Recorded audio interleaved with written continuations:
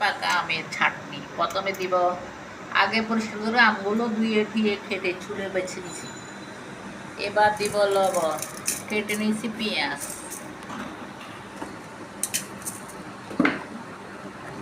দেব একটু মরিচের গুঁড়া স্বাদ মতো। এবার দিব চিনি,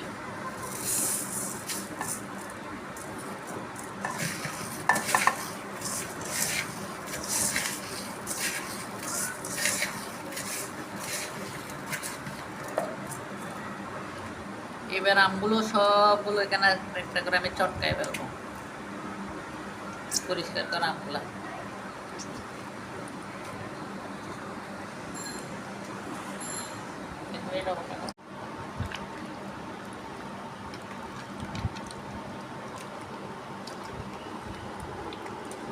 ভালো করে চটকায় ফেলতে হবে, তখন অনেক মজা হবে গাইতে। হচ্ছে আমের আঞ্চলিক ভর্তা, জংলে আম দিয়ে, দেশি আম দিয়ে।